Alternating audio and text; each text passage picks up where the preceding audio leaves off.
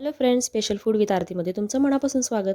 तर आता उन्हाळा आला आहे म्हणजे आणि प्रत्येकाला थंड प्यावंसं वाटतं. तर थंडमध्ये आपल्याला इथं बरेच म्हणजे पेय आहेत. लस्सी आहे, ताक आहे, म्हणजे कोल्ड्रिंक्स आहेत, बरेचसे असे थंड पदार्थ आहेत. तर इथं शरीराला आतून थंडावा देणारा असं आपण पदार्थ बनवणार आहोत.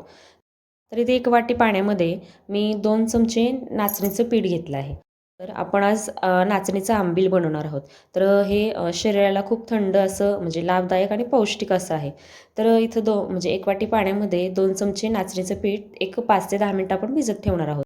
आता एवढ्या नाचणीच्या पिठामध्ये 3 ते 4 ग्लास आपलं आंबील जे आहे ते तयार होतं.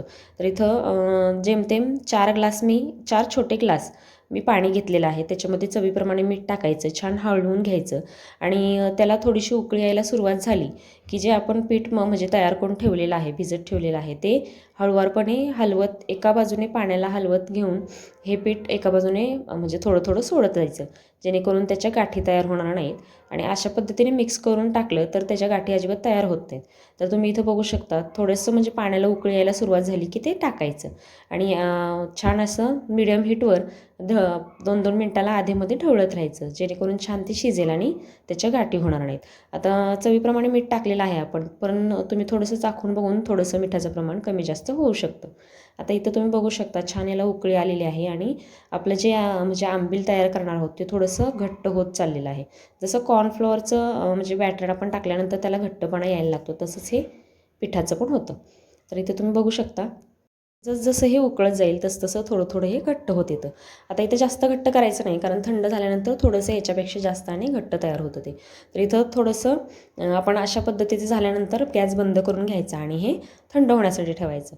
तर थंड झाल्यानंतर याच्यामध्ये काय करायचं, म्हणजे मीठ तुम्ही चाखून बघा आणि नंतर परत ॲड करा. आता इथं थंड करण्यासाठी बाजूला ठेवून द्यायचं, हे गॅस बंद करून घ्यायचा आणि थंड झाल्यानंतर इथं मी 1 ते फक्त 2 लसूण घेतलेला आहे. कोण कोण याला म्हणजे तेलाची फोडणी पण देतं, तर तेलाची फोडणी द्यायची नाही आपल्याला. इथे मी 1-2 लसूण फक्त घेतलेला आहे आणि बारीक कोथिंबीर चिरून घेतलेली आहे, ती याच्यामध्ये मिक्स करायची. आता कोथिंबीर टाकताना काय करायचं, देठ टाकायची नाही, कारण ते आपण जेव्हा पितो तेव्हा ते तोंडात येतात.